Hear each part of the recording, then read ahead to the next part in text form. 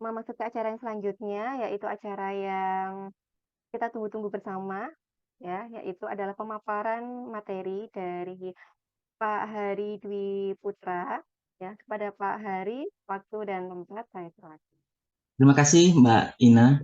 Selamat Iya, pagi Bapak Ibu peserta webinar hebat semuanya.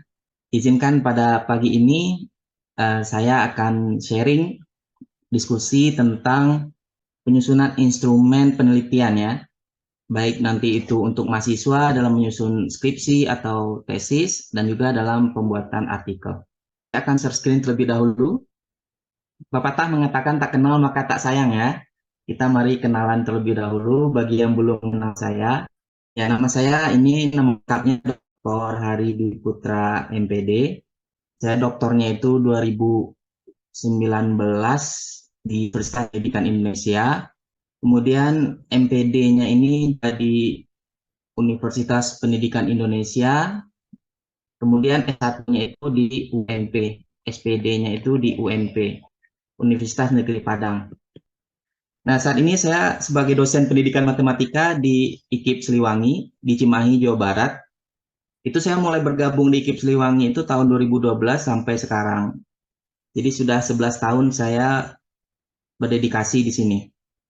Nah, untuk Bapak Ibu hebat semua, apabila ingin konsultasi ya sebagai apa namanya rekan partner dalam penyusunan artikel, dalam mereview instrumen Bapak Ibu, itu bisa nanti komunikasi di saya di WhatsApp 0812 24 91 9294. Ya, pengalaman saya juga pernah memvalidasi instrumen dari mahasiswa doktor di Universitas Pendidikan Indonesia juga, jadi senang saya bisa membantu Bapak Ibu semua. Nah, ini Google Cendekia atau Google Scholar, di sini himpunan publikasi artikel penulis. Nah, di sini tuh citasi dalam Google Scholar saya alhamdulillah ya lumayan juga nih 893 citasi. Ini ada 40 artikel sejak tahun 2018 sampai sekarang. Kemudian untuk riwayat publikasi di Scopus, itu saya punya 7 artikel yang sudah disitasi 32 penulis. Ini ada 3-nya yang bereputasi dan ada juga yang jurnal internasional saja dan proceeding yang bereputasi. Nah, kemudian untuk Sinta Kemdikbud, ini ID-nya 257087. Di sini terangkum semua data publikasi dosen atau para penulis. Di sini ada yang terindeks Scopusnya, ada yang di Google Scholar-nya. Nah, alhamdulillah di Web of Science-nya masih proses, ya belum punya. Alhamdulillah Bapak Ibu hebat semuanya. Pada kesempatan ini kita akan sharing tentang penyusunan instrumen penelitian. Nah, instrumen penelitian itu merupakan sebuah alat untuk mengumpulkan data dalam penelitian. Nah, contohnya kuesioner, angket, pedoman wawancara, lembar observasi, kemudian tes, skala pendapat, dan lembar dokumentasi. Ini semuanya alat yang kita gunakan untuk menghimpun data pada saat penelitian. Nah, namun berbeda dengan perangkat pembelajaran. Kalau perangkat pembelajaran itu alat untuk menyampaikan materi pembelajaran. Misalnya RPP, LKPD, buku pelajaran, modul, materi presentasi, dan media pembelajaran. Nah, jadi instrumen penelitian itu tidak sama dengan perangkat pembelajaran. Teringat saya pengalaman ketika bertanya kepada salah satu mahasiswa mengenai skripsinya itu ya. Nah, waktu itu saya bertanya apa instrumen penelitian yang digunakan. Nah, mahasiswa itu mungkin grogi menjawab RPP, LKPD. Nah, itu sebenarnya bukan instrumen, itu perangkat pembelajaran. Jadi nanti kalau mahasiswa ujian sidang skripsi atau tesis itu ketika ditanya instrumennya apa, maka jawabannya alat untuk pengumpulan data penelitiannya. Nah, karena kalau dijawab perangkat pembelajaran itu salah sekali ya. Nah, ibarat pada gambar ini ada seorang bapak memancing di sungai. Nah, bapak ini diibaratkan peneliti. Nah, instrumen itu pancingnya ini. Nah, pancingnya ini tuh alat untuk mendapatkan data yang berupa ikan. Bagaimana kalau instrumennya atau alat pancingnya diganti dengan jaring ini? Tentu agak akan sulit mendapatkan ikan yang ada di sungai itu. Nah, jadi instrumen pun harus tepat digunakan untuk memperoleh data dalam penelitian kita. Meskipun joran ini dengan jaring itu sama-sama instrumen, tapi yang paling cocok untuk menangkap ikan di sungai itu adalah jorannya ini, bukan jaringnya. Nah, seperti itu ilustrasi mudah dalam menentukan instrumen. Nah, instrumen penelitian itu menjadi elemen kunci dalam penelitian. Kalau kita ingin melakukan penelitian, tapi instrumennya tidak kita siapkan, itu datanya hilang semuanya. Yang di dalam pikiran kita itu tidak bisa kita tuangkan dalam bentuk tulisan. Karena elemen kuncinya, instrumen penelitian itu tidak kita siapkan. Nah, makanya ketika ada mahasiswa yang melakukan penelitian, sementara instrumennya belum disetujui oleh pembimbing, itu suatu keanehan. Karena gimana cara mahasiswa memperoleh data di lapangan sementara instrumennya belum sempurna gitu atau mendekati sempurna. Nah, oleh sebab itu hasilnya akan tidak memuaskan kalau kita penelitian tapi instrumennya tidak sempurna atau tidak lengkap. Nah, kemudian tujuan penelitian tidak akan tercapai apabila instrumen tidak ada. Nah, kalau kita ingin mengetahui respon siswa tapi kita tidak membuat skala responnya, apa yang bisa kita dapat data tentang respon siswa itu? Tentu tidak akan tercapai tujuan kita memperoleh respon siswa terhadap pembelajaran. Nah, selanjutnya kualitas data itu sangat bergantung pada instrumen yang digunakan. Seperti pancingan tadi, kalau menangkap ikan di sungai dengan joran itu akan cepat menangkap ikannya daripada menggunakan jaring, karena jaring itu pendek. Nah, nanti ikannya tidak ada yang ke pinggir gitu ya. Nah, itu kualitas data itu seperti itu. Kalau instrumennya tepat dan sesuai dengan indikator-indikator yang termuat di dalam variabel itu, maka kualitas datanya akan bagus.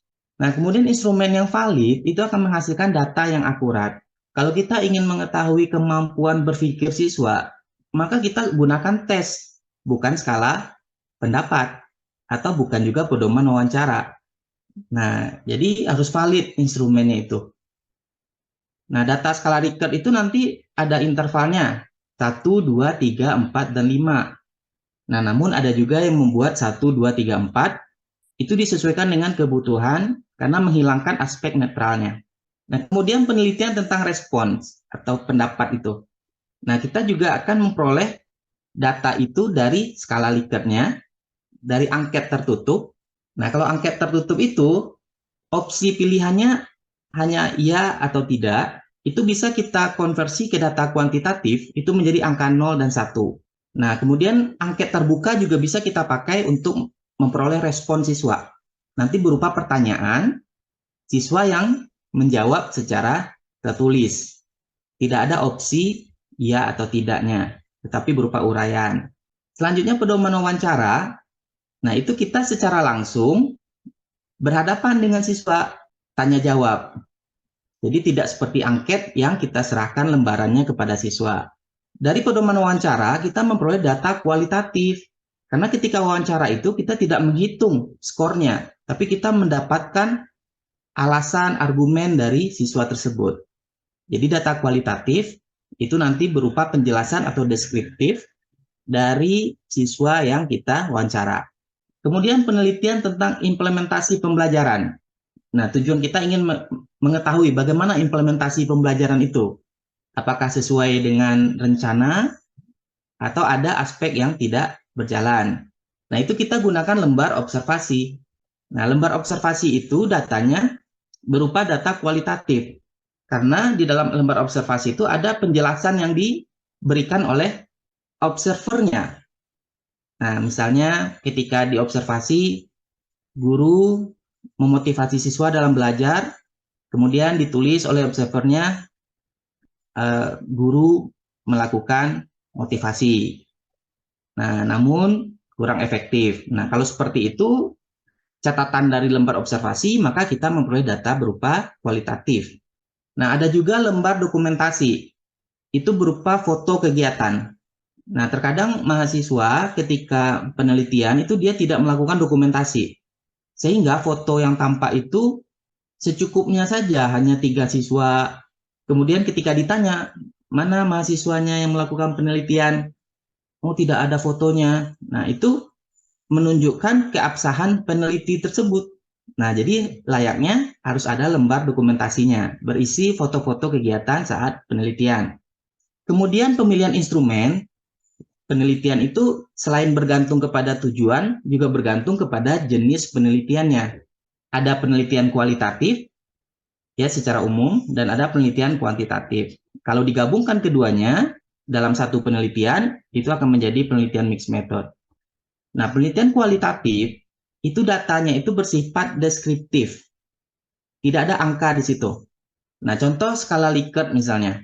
Kalau di skala Likert itu yang berisi pernyataan, kemudian kita hitung siswa yang menyenangi pembelajaran ini memperoleh persentase misalnya 50%. Jadi dideskriptifkan bahwa banyak siswa atau sebagian besar siswa menyenangi pembelajaran ini.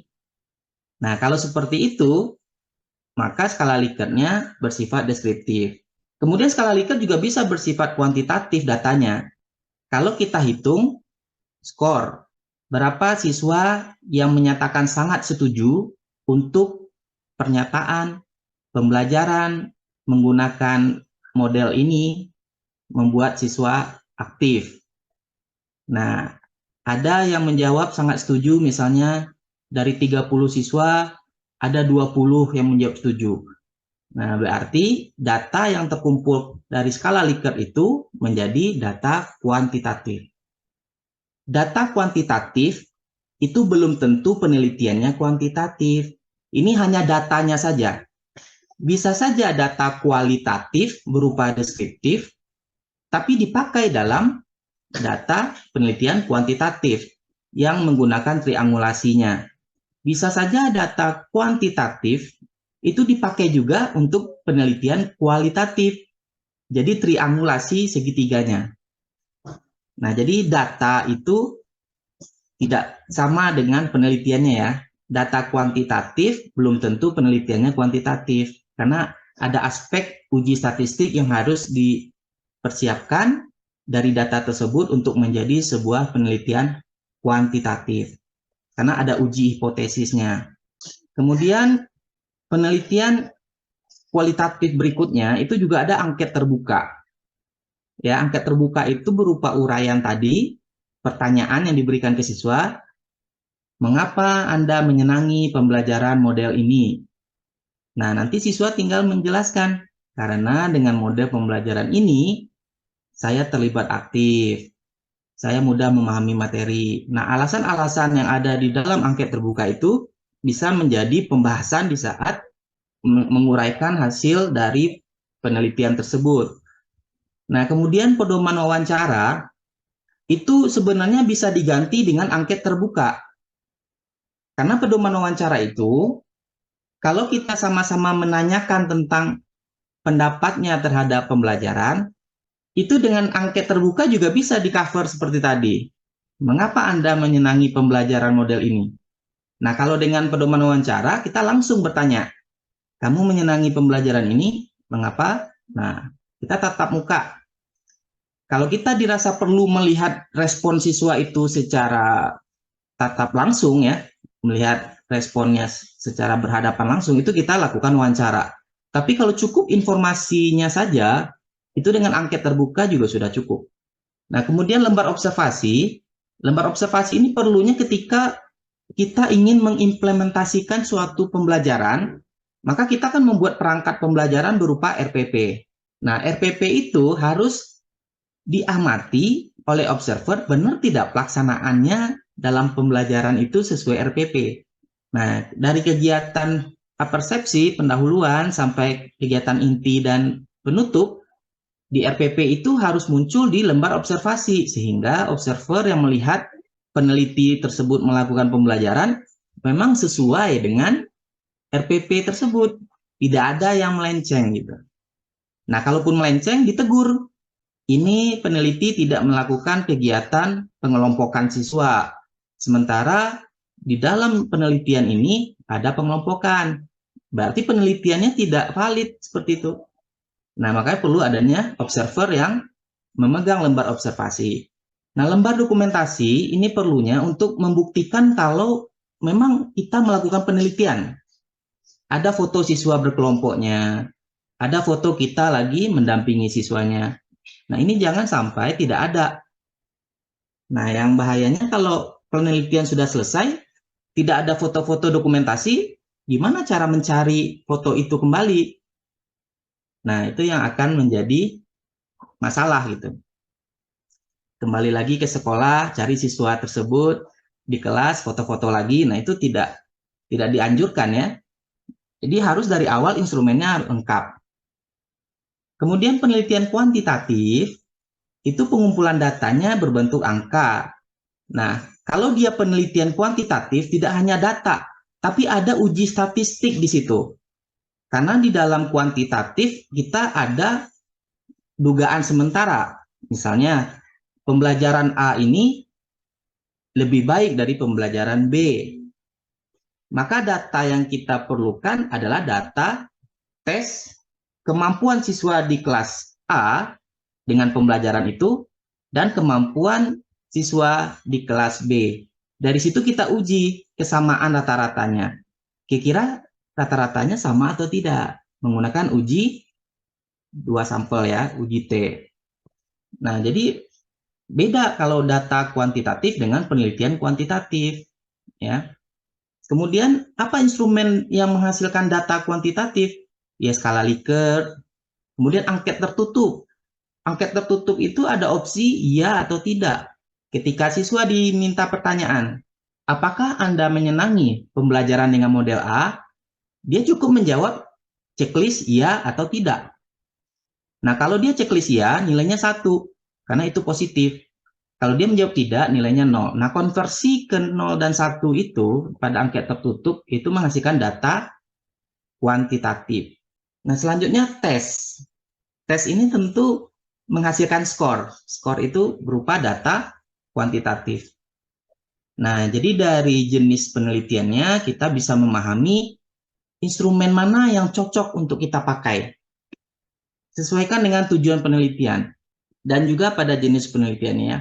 Nah, sekarang kita coba praktikkan instrumen penelitian kualitatif, yaitu angket terbuka, pedoman wawancara, lembar observasi, dan lembar dokumentasi. Karena angket terbuka itu berupa kuesioner, pertanyaan ya, pertanyaan yang tidak dibatasi oleh pilihan jawaban. Kalau skala Likert itu ada pilihan jawaban, sangat setuju, setuju, tidak setuju, sangat tidak setuju.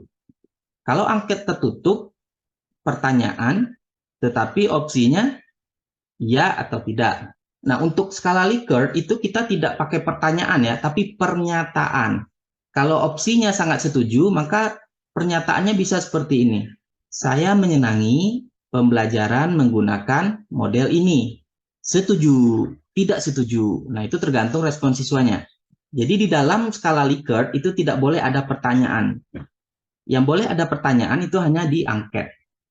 Baik angket terbuka maupun angket tertutup. Nah, di dalam angket terbuka itu pertanyaannya harus sesuai dengan tujuan penelitian. Kalau tujuan penelitian tentang respon siswa terhadap pembelajaran, maka angketnya harus berisi tentang pembelajaran itu. Bagaimana tahap-tahap pembelajarannya dimulai, bagaimana pendapat siswa terhadap langkah-langkah pembelajarannya.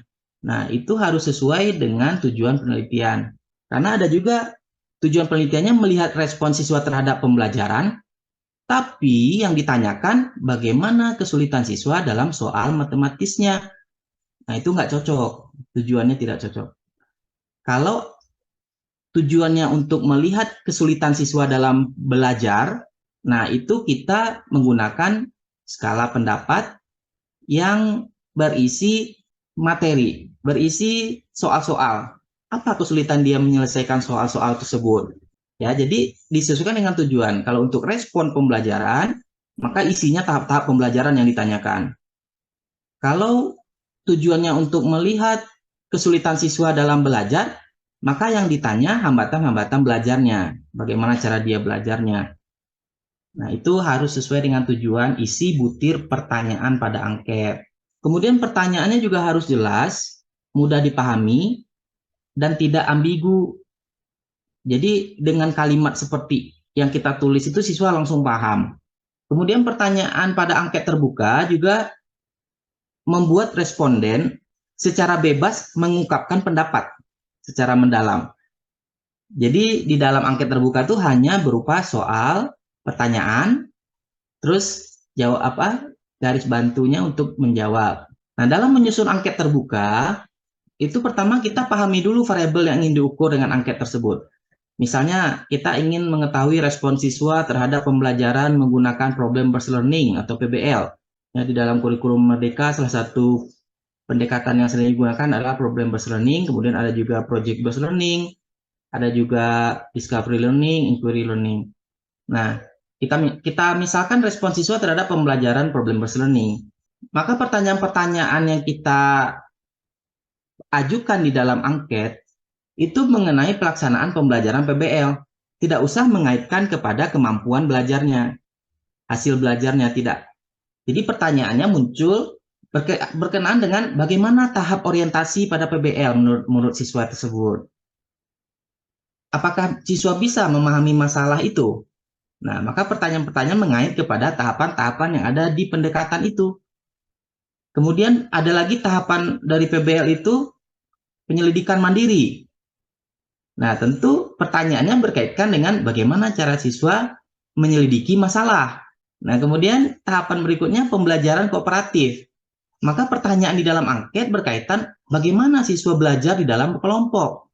Nah, selanjutnya presentasi dan evaluasi. Bagaimana siswa menyampaikan hasil temuannya di saat menyelesaikan masalah. Kemudian bagaimana cara dia memastikan jawabannya itu benar.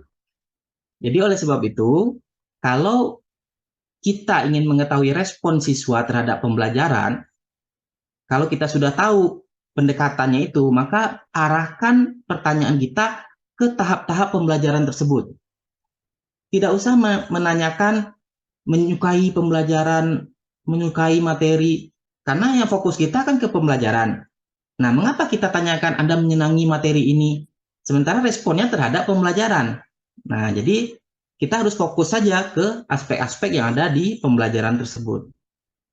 Nah, kalau respon siswa terhadap materi, barulah kita buat pertanyaan berkaitan dengan materi tersebut.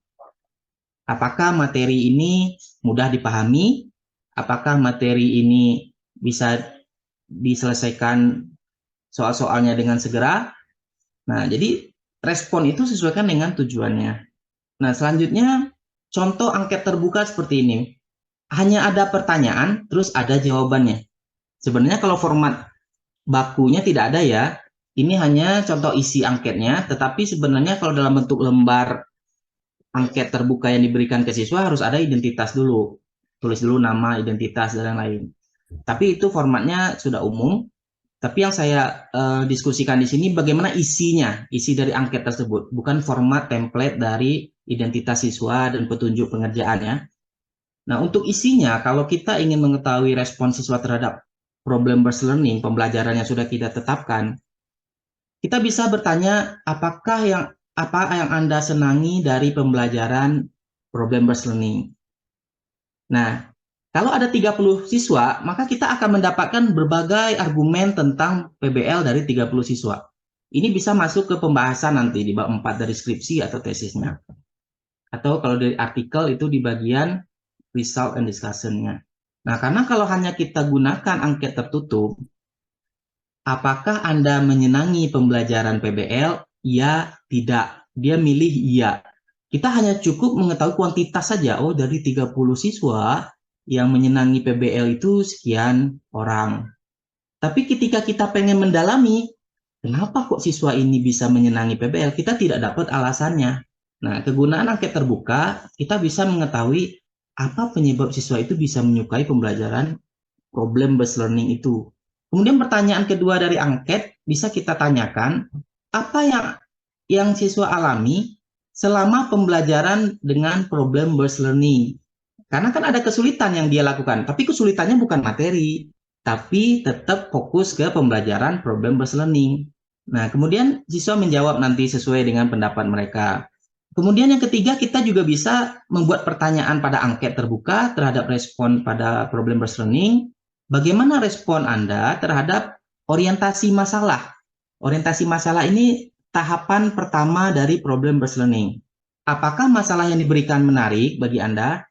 Ini siswa menjawab, saya awalnya tidak memahami masalah, tetapi dengan diskusi kelompok saya tercerahkan gitu. Itu bisa kita peroleh alasan seperti itu. Tapi fokus tetap isi angket terhadap pembelajaran berbasis masalah. Yang keempat, bisa juga kita tanyakan kepada siswa, bagaimana respon Anda terhadap penyelidikan mandiri? Penyelidikan mandiri ini tahap kedua dari PBL. Apakah Anda dapat menemukan informasi yang dibutuhkan dengan mudah dan benar? Nah, ini dia nanti akan menjawab. Pada tahap penyelidikan, tentu siswa secara berkelompok itu mencari solusi dari masalah yang di awal, yang diorientasi tadi. Nah, yang kelima, bagaimana respon Anda terhadap pembelajaran kooperatif? Nah, ini tahap keempat. Apakah Anda dapat bekerja sama dengan anggota kelompok dengan baik? Nah, ini siswa juga menjawab sesuai argumennya. Nah, yang terakhir bisa kita tanyakan, bagaimana respon Anda terhadap presentasi dan evaluasi? Ini tahap terakhir dari problem based learning. Apakah Anda dapat menyampaikan solusi dengan jelas dan benar? Apakah Anda memperoleh umpan balik yang bermanfaat? Ini dijawab oleh siswa sesuai dengan yang dialami.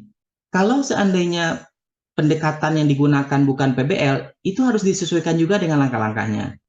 Kalau pendekatannya saintifik yang dipakai, maka fokuskan ke tahap-tahap pendekatan saintifik. Nah, dari situ kita cukup dengan 6 kuesioner angket terbuka yang kita buat ini, sebenarnya kita sudah dapat informasi bahwa respon siswa terhadap PBL itu baik dari segi awal dia menyukai PBL atau tidak dengan alasan yang dia tulis, kemudian dia juga menceritakan kesulitan apa yang dihadapi di saat menggunakan pembelajaran dengan problem based learning ini. Kemudian dia juga sudah melalui tahapan-tahapannya dan dia juga sudah memberikan respon terhadap setiap tahapan PBL. Maka kita sudah yakin respon siswa terhadap PBL bisa kita dapatkan dengan akurat gitu ya. Nah, bagaimana kalau kita tambahkan yang ketujuh? Bagaimana pendapat Anda terhadap materi pelajaran di saat menggunakan PBL? Itu tidak perlu disampaikan karena materi itu beda lagi topiknya dengan pembelajaran gitu. Karena materi itu berkaitan dengan tes. Jadi nanti respon siswa terhadap tes kemampuan tadi karena berkaitan dengan materi. Jadi tidak boleh dicampur. Kalau kita fokus ke respon siswa dalam pembelajaran, maka aspek-aspek pembelajaran itu yang kita tanyakan. Kalau sudah cukup aspek-aspeknya, maka kita sudah yakin semua responnya terhadap pembelajaran itu sudah kita peroleh. Nah, selanjutnya pedoman wawancara. Nah, pertanyaan-pertanyaan yang diajukan kepada responden itu dilakukan secara langsung. Beda dengan angket terbuka tadi, di mana siswa diberi lembaran angket terbukanya dengan 6 pertanyaan tadi, siswa menjawab, kita mengumpulkan kertas jawaban. Pedoman wawancara beda. Meskipun kita menggunakan angket terbuka tadi, 6 opsi tadi, tapi tetap pelaksanaannya harus melihat gestur siswanya, face to face. Nah, jadi kalaupun kita pakai angket terbuka nih untuk jadi pedoman wawancara, ya pelaksanaannya beda. Kita tanya satu-satu siswa itu. Nah, biasanya kalau ada 30 siswa diwawancarai dalam waktu yang bersamaan kan kesulitan. Nah, maka penggantinya itu angket terbuka tadi yang isinya mewakili pedoman wawancara yang ditanyakan. Nah, kalau wawancaranya ditanyakan tentang bagaimana respon siswa terhadap pembelajaran, tadi angket tadi sudah mewakili. Nah, jadi pedoman wawancara ini kita kalau ingin melihat bagaimana sih siswa ini kalau diajak berkomunikasi, nah itu tentu kita pasti menggunakan wawancara, tidak mungkin dengan memberikan lembar angket. Nanti kita tidak bisa mengetahui respon cara komunikasinya, apakah siswa ini memang benar bisa menyampaikan pendapat tersebut. Nah, kalau seandainya di angket terbuka ada kecurigaan yang kita ingin tindak lanjuti, baru dengan pedoman wawancara. Ya, misalnya kenapa siswa ini di saat angket dia menyatakan tidak ada kesulitan dalam pembelajaran menggunakan problem based learning. Anda bandingkan dengan data tesnya, kok tesnya jelek? Nah, itu bisa diwawancarai tindak lanjutnya. Kita temui. Nah, Anda kenapa menyenangi pembelajaran tapi kok hasil tesnya tidak baik? Nah, karena jawaban siswa bisa bermacam-macam karena tidak mengulang pelajaran di saat tes, bisa saja eh, gugup di saat ujian. Nah, itu banyak faktor ya. Nah, itu baru pakai pedoman wawancara. Tapi apabila bisa digantikan dengan angket terbuka, ya pedoman wawancaranya tidak perlulah dilakukan. Melihat waktu yang terbatas untuk mewawancarai 30 siswa satu kelas. Nah, kemudian pertanyaan dalam pedoman wawancara itu harus sesuai dengan tujuan penelitian. Nah, itu instrumen apapun harus sesuai dengan tujuan penelitian.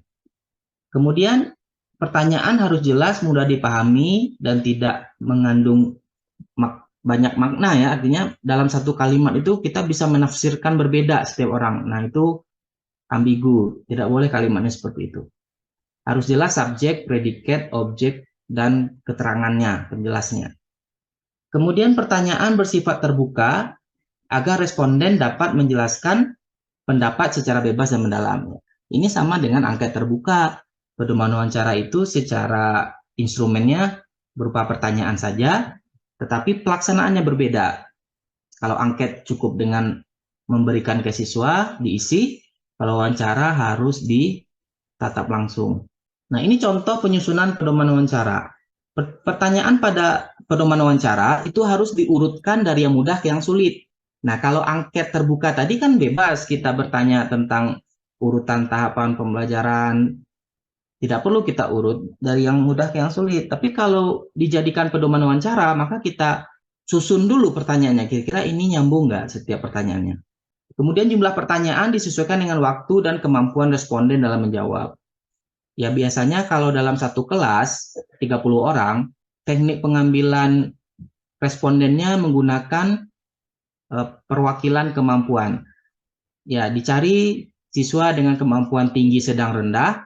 Nah, dapat ini siswa yang tinggi, ini sedang, ini rendah, itu diambil sebanyak masing-masing 3, 3, 3 ya. Jadi dari 30 itu bisa diambil 9 orang yang diwawancarai.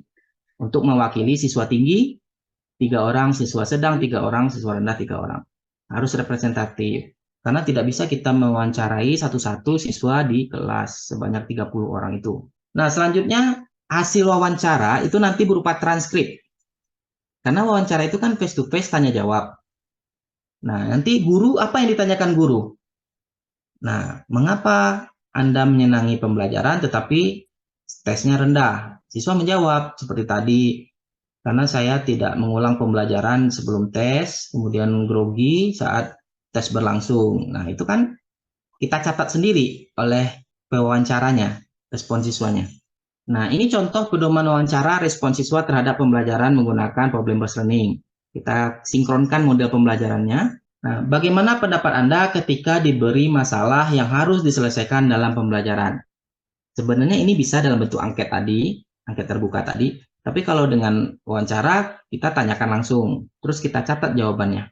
Atau boleh kita rekam dengan persetujuan siswa bersedia direkam kegiatan wawancaranya. Kemudian pertanyaan berikutnya, apa saja langkah-langkah yang Anda lakukan untuk menyelesaikan masalah tersebut? Nah, ini kan terstruktur kalau pedoman wawancara itu. Bagaimana Anda bekerja sama dengan teman-teman dalam kelompok untuk menyelesaikan masalah tersebut? Selanjutnya, apa saja kesulitan yang Anda hadapi dalam pembelajaran menggunakan problem based learning? Nah, kemudian baru bagaimana cara Anda mengatasi kesulitan tersebut? Dari butir-butir pertanyaan yang ada di wawancara ini, dia terstruktur nyambung berkaitan antara pertanyaan pertama, kedua, sampai terakhir. Dan itu tidak harus seperti itu kalau di angket. Angket terbuka tidak harus terurut dari pertanyaan yang mudah, sedang, dan susah. Tetapi di angket itu boleh sesuai dengan tahapan-tahapan pembelajaran untuk mengetahui respon siswa. Nah, seperti itu kira-kira perbedaan antara pedoman wawancara dengan angket terbuka. Selanjutnya, lembar observasi. Kenapa penting lembar observasi? Karena untuk mencatat pengamatan terhadap penelitian yang sedang terjadi di situ. Karena kalau peneliti yang menjadi observernya itu kadang tidak punya waktu antara mengajar siswa, membimbing siswa, dengan mengamati aspek-aspek pembelajaran yang harus ditetapkan dalam RPP. Makanya perlu dalam penelitian itu observer. Nah, terkadang mahasiswa tidak menggunakan observer dalam penelitian. Nah, kalau tidak menggunakan observer, siapa yang menjamin RPP yang dirancang sebagai sebagai tahapan penelitian itu berjalan dengan sesuai aturan gitu. Nah, itu yang harus ada menjaminnya observernya. Kemudian dalam membuat lembar observasi juga ditentukan dengan tujuan penelitian. Misalnya tujuan penelitiannya ingin mendeskripsikan implementasi pembelajaran PBL di kelas. Nah, itu tujuan penelitiannya. Nah, maka kita tentukan parameter yang akan dinilai. Nah, kalau dalam implementasi pembelajaran PBL, parameter yang akan dinilainya misalnya semua aktivitas kegiatan yang ada di dalam RPP, mulai dari pendahuluan, kegiatan inti, dan kegiatan penutup. Semua aspek-aspek yang ada di dalam RPP itu harus termuat di dalam lembar observasi jika tujuannya untuk mengetahui atau mendeskripsikan implementasi pembelajaran itu di kelas. Ya, jadi misalnya seperti ini. Di dalam RPP itu orientasinya persepsinya siswa berdoa. Yang kedua, siswa dimotivasi oleh guru akan pentingnya materi pelajaran saat ini. Maka di dalam lembar observasi, berdoa itu tidak perlu ditulis, karena itu bukan kegiatan yang berkaitan dengan inti kegiatannya. Maka yang ditulis di dalam lembar observasi, guru memotivasi siswa pentingnya pembelajaran ini dalam kehidupan sehari-hari. Ada nggak guru itu mengucapkan motivasi itu saat pendahuluan pembelajaran? Nah, itu kan ditandai oleh observer. Kenapa tidak ada motivasi pentingnya mempelajari materi ini? Berarti tidak ada gitu.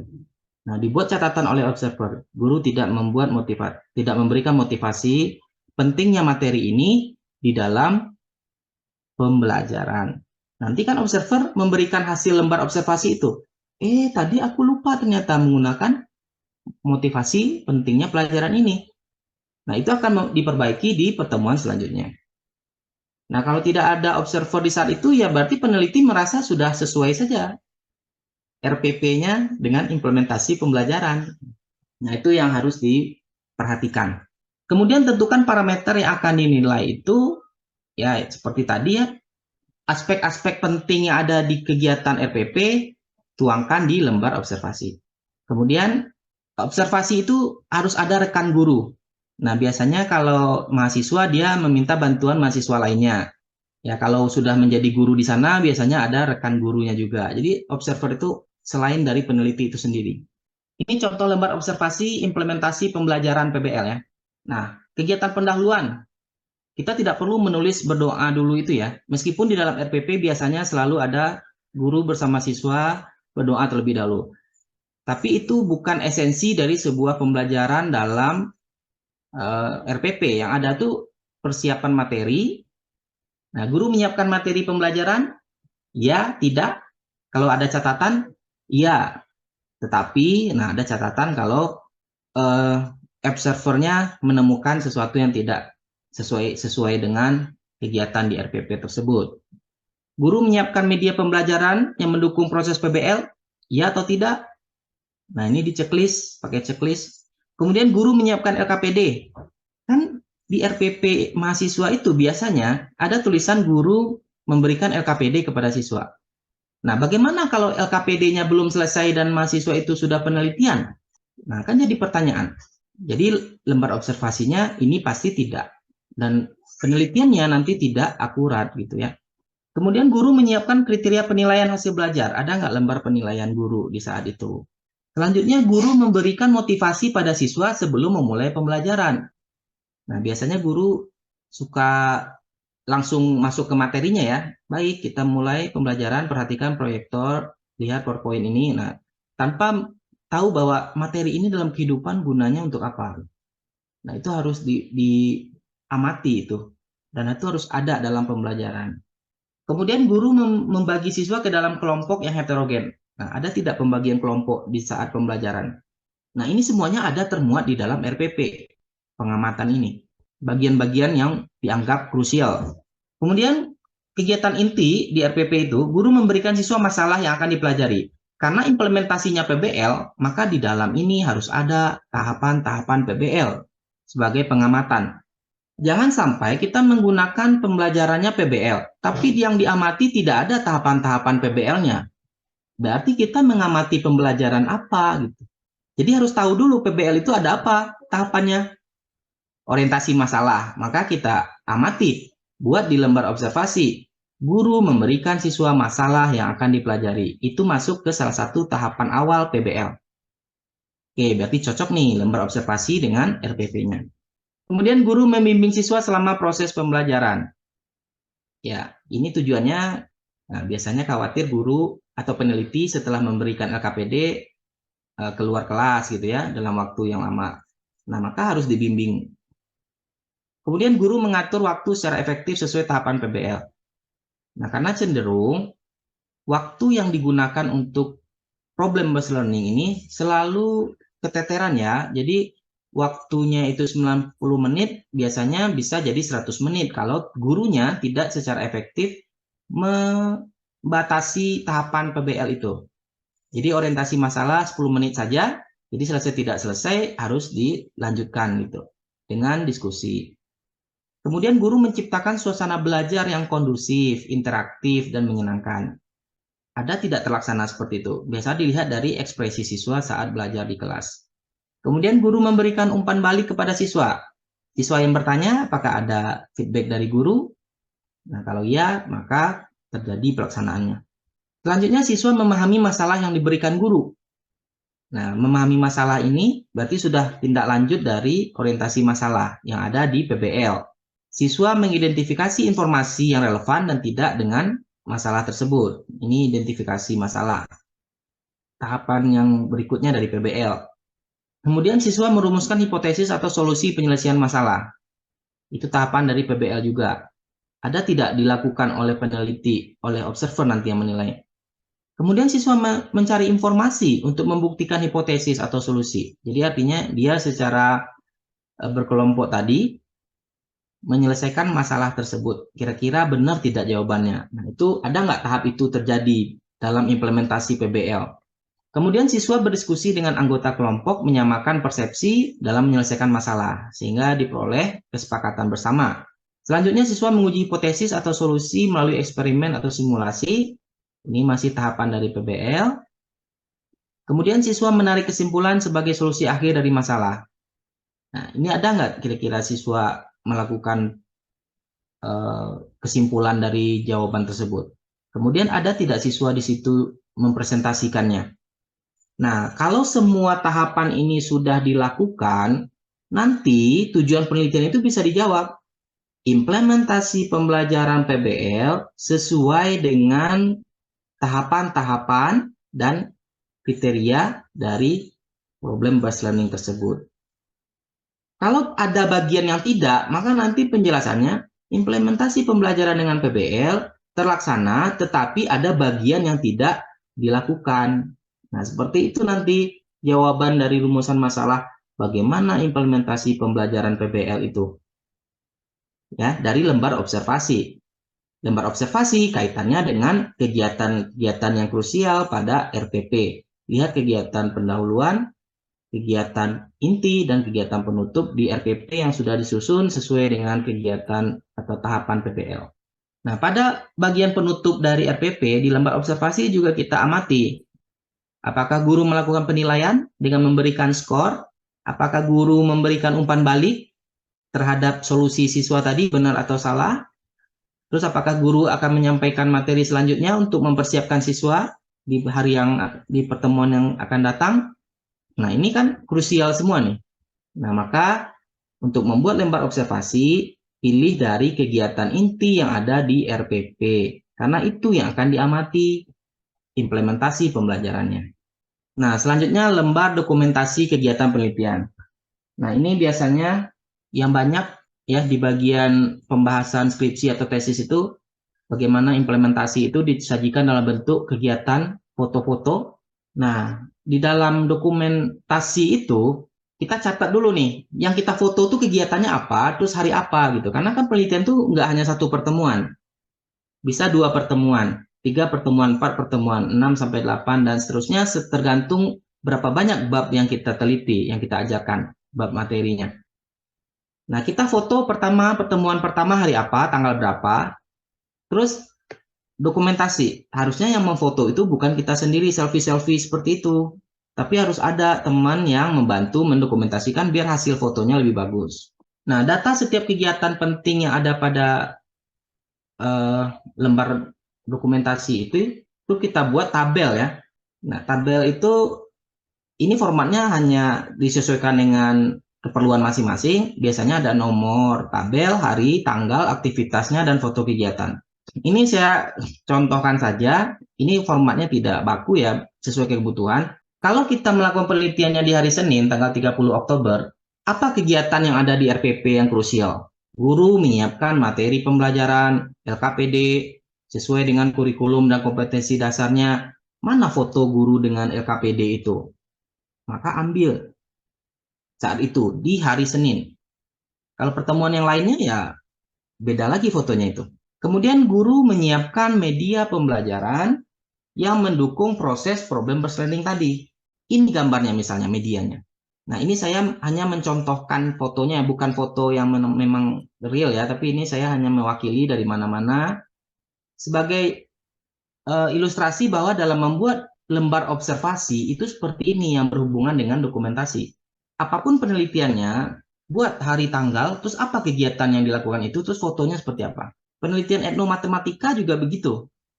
Etnomatematika itu kan indikator apa instrumennya kan cuma hanya lembar observasi, kunjungan ke tempat, terus pedoman wawancara, interview yang punya kerajinannya atau pengrajinnya yang memiliki budaya itu, dan dokumentasi. Jadi tiga itu instrumen untuk etnomatematika. Nah, kalau etnomatematika tulis kapan kunjungan atau survei ke pengrajin itu. Apa kegiatannya saat itu? Wawancara dengan pengrajin. Mana foto sedang wawancara itu? Nah, jadi ini membantu kalau nanti ingin dilakukan validasi pelaksanaan penelitian. Ya, apalagi untuk skripsi dan tesis biasanya kan validasinya dari foto Anda melakukan penelitian itu. Ya, meskipun ada juga berupa surat keterangan dari sekolah ya yang menyatakan mahasiswa sudah selesai penelitian, tapi kalau tidak ada fotonya itu bisa diminta itu surat itu. Jadi foto ini memang untuk membuktikan tahapan-tahapan pelaksanaan penelitian itu sesuai RPP dan memang ada fotonya gitu. Ya, didokumentasikan dalam bentuk lembar dokumentasi seperti ini. Nah, selanjutnya guru membagi siswa ke dalam kelompok yang heterogen tadi kan. Kan di dalam lembar observasi ada kegiatan seperti itu. Nah, maka di lembar dokumentasi mana fotonya? Maka kita ambil foto saat itu. Selanjutnya siswa berdiskusi dengan anggota kelompok menyamakan persepsi menyelesaikan masalah. Mana foto siswa lagi berkelompok menyelesaikan masalah? Nah, jadi seperti ini membantu mahasiswa dalam membuat dokumentasi penelitiannya.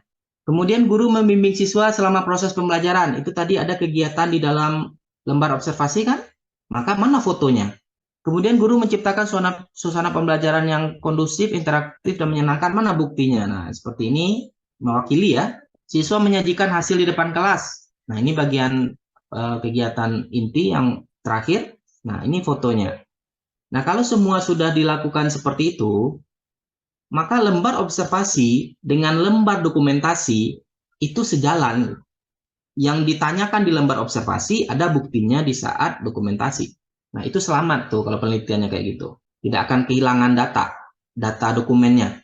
Nah, apalagi nanti yang memfotokan itu siswa di kelas. Ini fotonya kenapa seperti ini blur? Iya, siswanya memfotokan. Nah, berarti kan kelihatan tidak persiapan itu penelitiannya.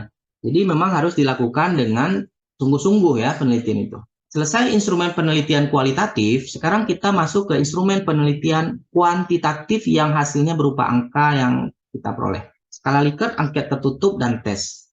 Nah, ini saya juga pernah pengalaman bertanya kepada mahasiswa, instrumen yang digunakan untuk mengukur respon itu apa? Menggunakan angket, katanya. Bagaimana format angket? sangat setuju, ada unsur kesetujuan gitu. Kalau sangat setuju, lanjutannya intervalnya kan setuju, tidak setuju, atau sangat tidak setuju. Itu tidaklah namanya angket, itu namanya skala Likert. Jadi harus dibedakan mana yang angket, mana yang skala Likert. Pada penjelasan tadi kita sudah jelas sekali angket itu berupa pertanyaan. Kalau skala Likert itu pernyataan yang dipilih opsinya dengan pendapat sangat setuju, setuju.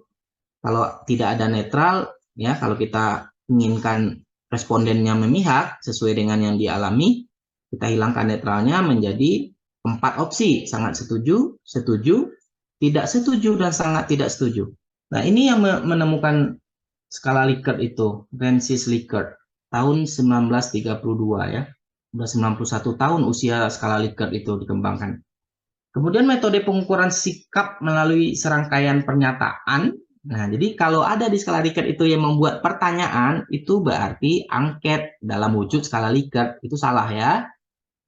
Kemudian, apa yang bisa kita dapatkan data dari skala Likert? Mengenai persetujuan. Kira-kira setuju nggak siswa dengan pembelajaran ini menyenangkan gitu ya? Atau kepuasan, puas nggak siswa dengan nilai yang dia peroleh dari pembelajaran yang diterapkan ini? Atau sikapnya. Nah, bagaimana kerjasama siswa di saat pembelajaran kelompok? Nah, itu kita bisa ukur dengan skala Likert.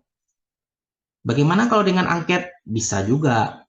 Ya, dengan angket juga bisa mengukur persetujuan. Tapi nanti mau pakai yang mana? Angket tertutup atau angket terbuka, gitu ya. Tapi biasanya skala Likert ini kita bisa memberikan respon yang beragam dari siswa. Siswa bisa menentukan responnya dari sangat setuju, setuju, tidak setuju, sangat tidak setuju.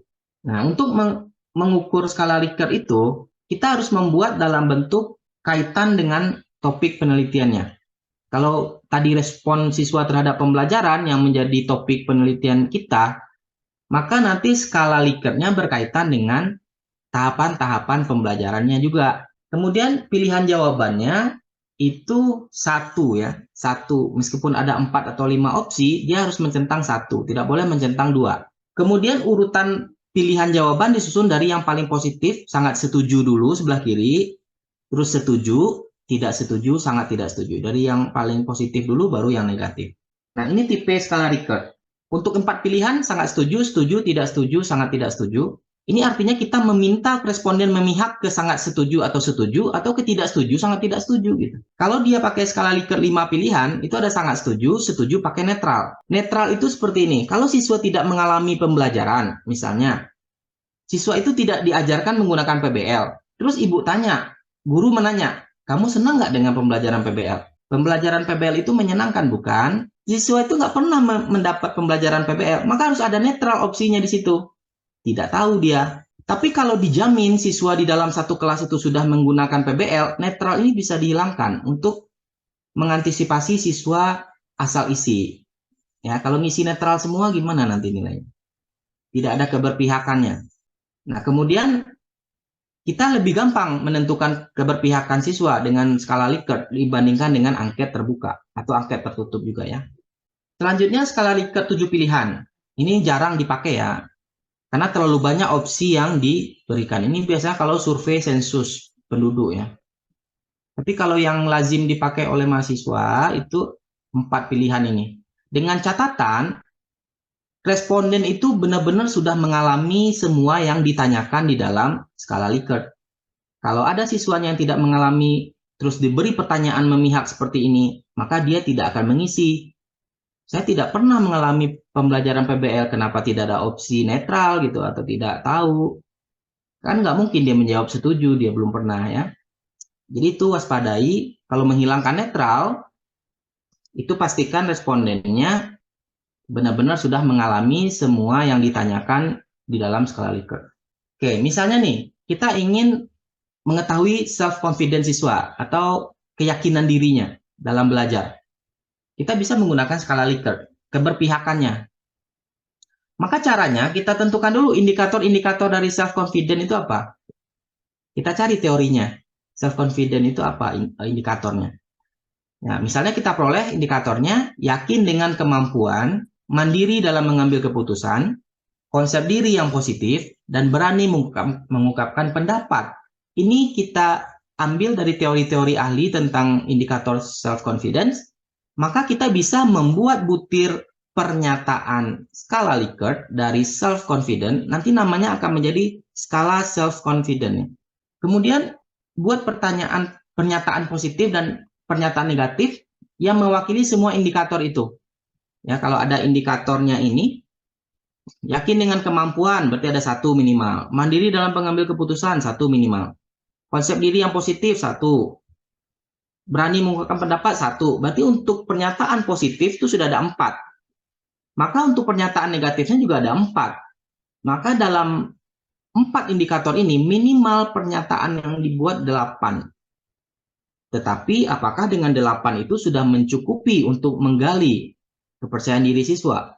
Tentu ada pertanyaan lanjutan kan? Nah, makanya bisa menjadi 20 butir, 30 butir gitu ya.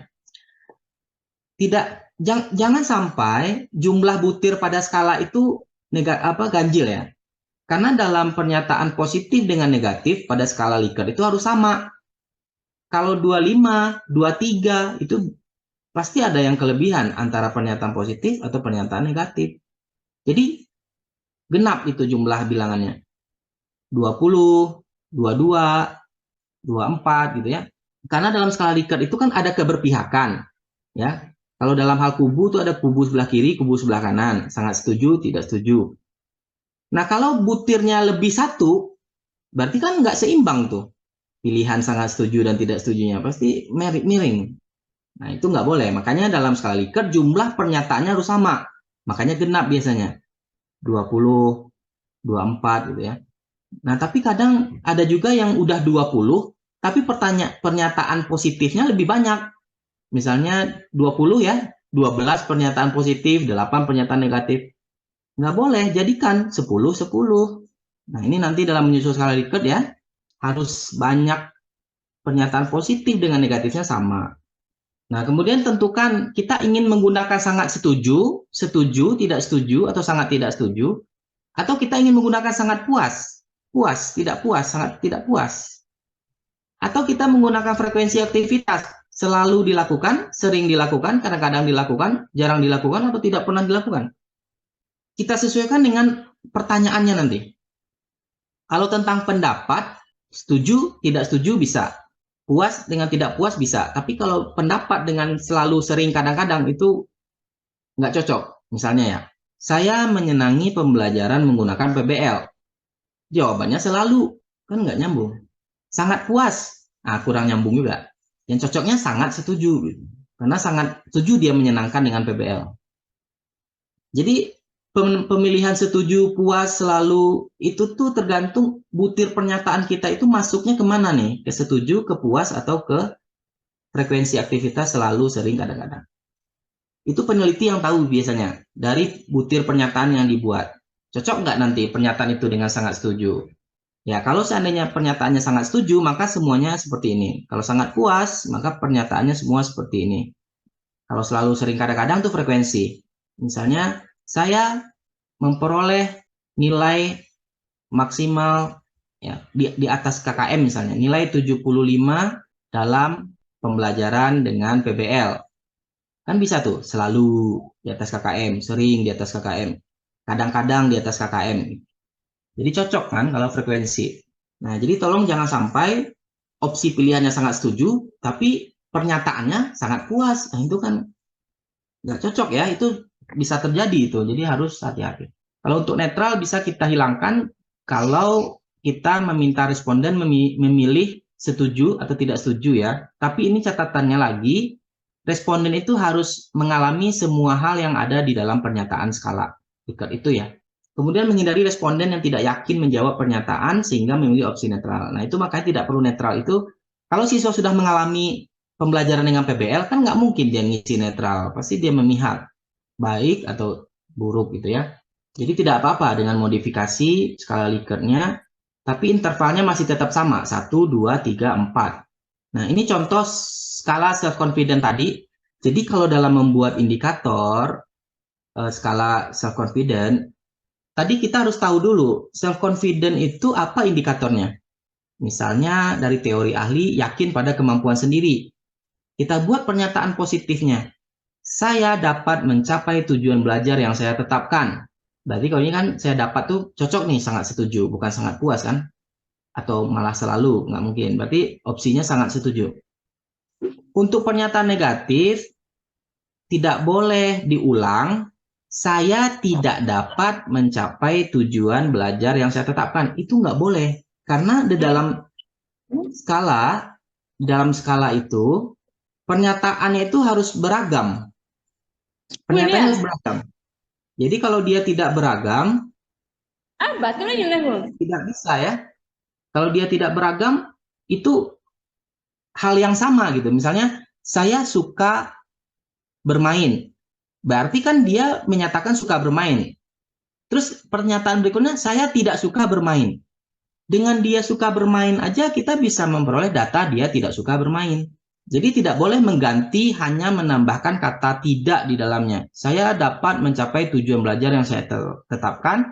Terus karena kita pengen jadikan negatif, saya tidak dapat mencapai tujuan belajar. Itu salah. Itu sama maknanya.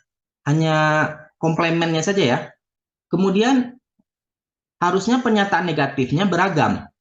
Ya, yakin pada kemampuan sendiri, maka kita bisa tanyakan lagi, saya tidak percaya diri saat dihadapkan pada tugas yang sulit. Nah, ini kan negatif, tidak percaya diri.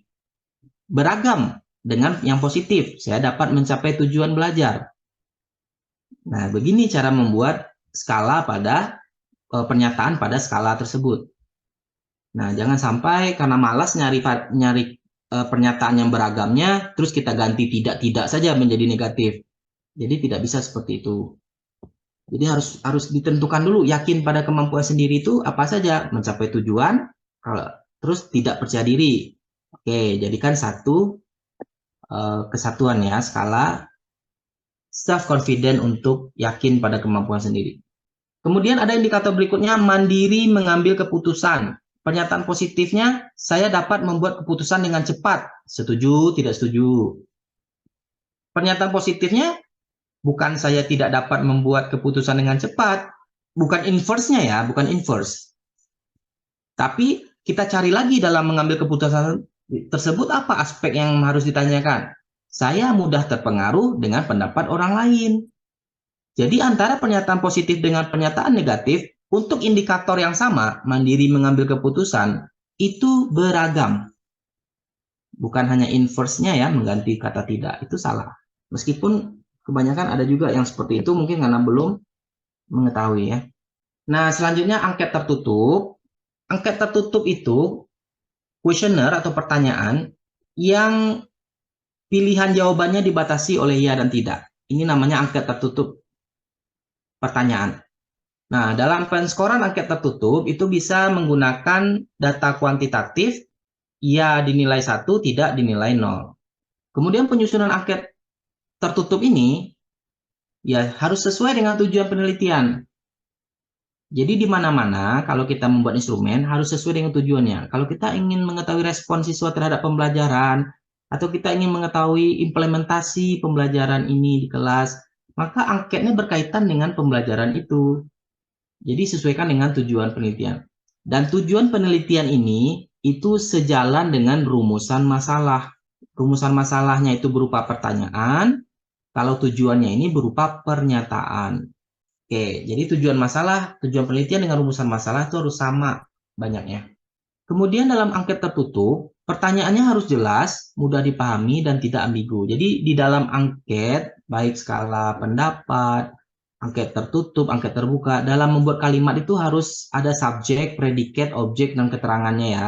Jadi itu tidak akan membuat ambigu gitu. Selanjutnya dalam angket tertutup, pertanyaannya bersifat tertutup ya. Jadi tidak ada uraian dan pilihannya hanya ya dan tidak. Nah, bagaimana menyusun angket tertutup? Pahami variabel yang ingin diukur, misalnya respon siswa terhadap pembelajaran menggunakan problem-based learning. Nah, berarti kan kita tahu variabelnya nih, respon siswa. Maka kita tentukan pertanyaan-pertanyaan terkait dengan pelaksanaan pembelajaran PBL, bukan materi pelajaran ya yang ada di dalam pertanyaan itu. Misalnya pada tahap orientasi masalah, penyelidikan mandiri, pembelajaran kooperatif, presentasi dan evaluasi, ini kita tanyakan dalam bentuk angket tertutup. Nah, ini contohnya kalau membuat angket tertutup.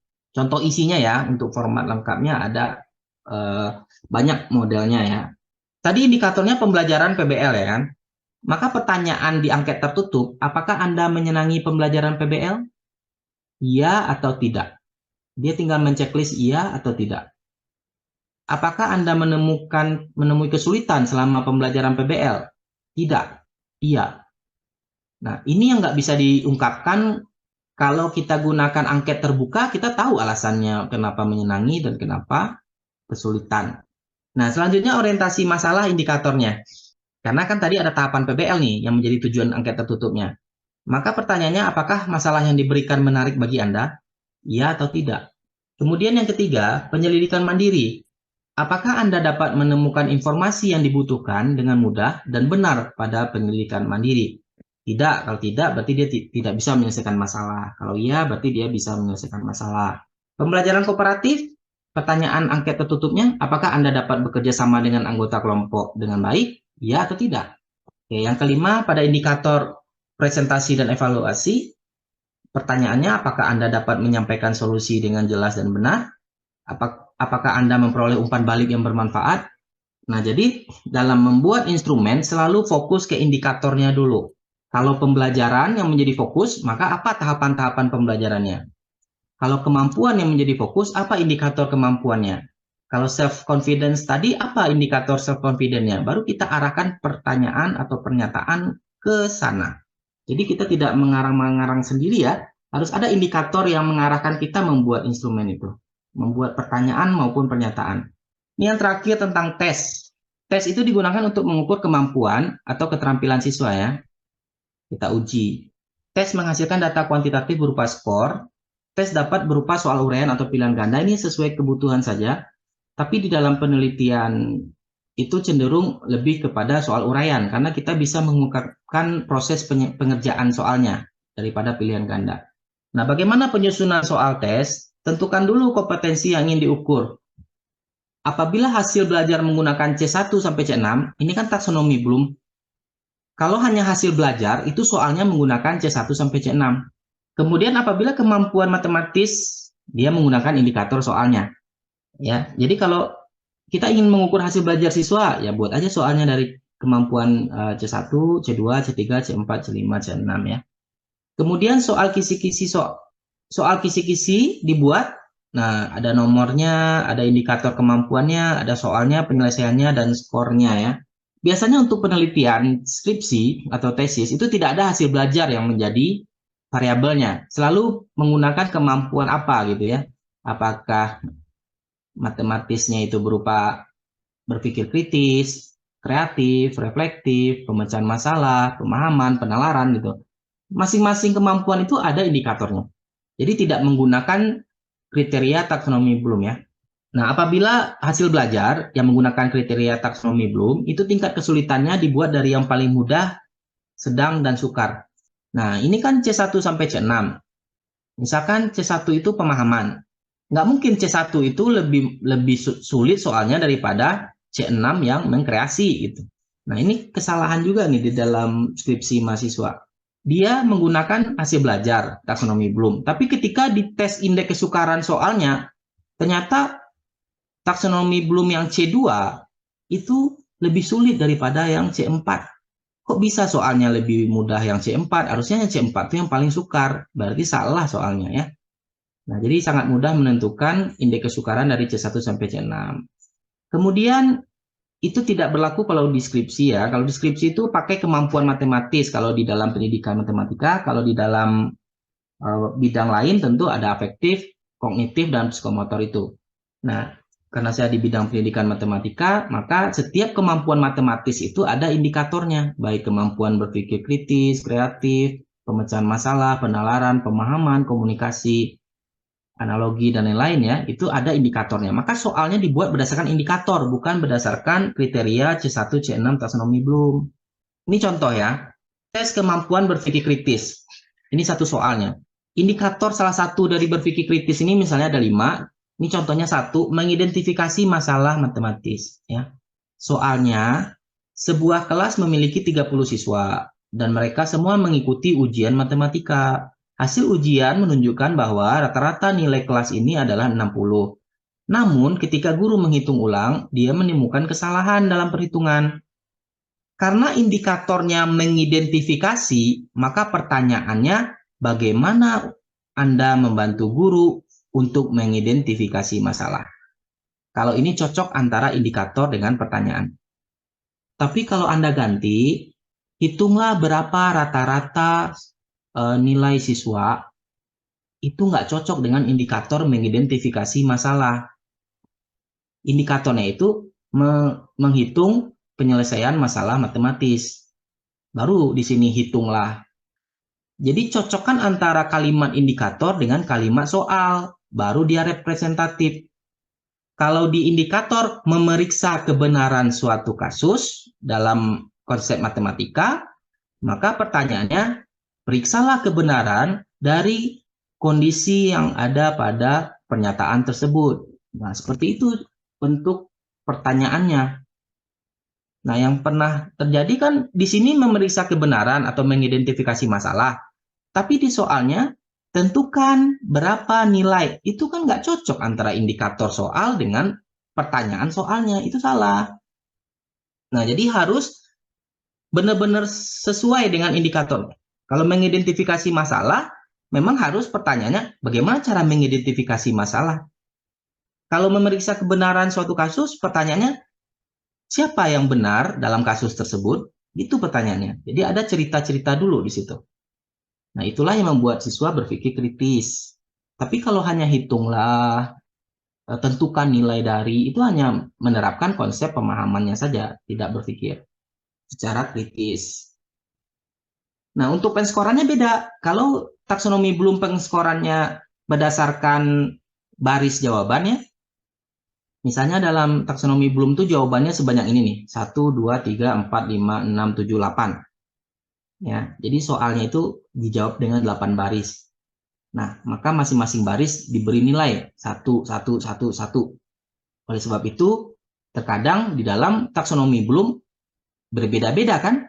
Soal nomor 1 skornya 8, soal nomor 2 skornya 6, soal nomor 3 skornya 7.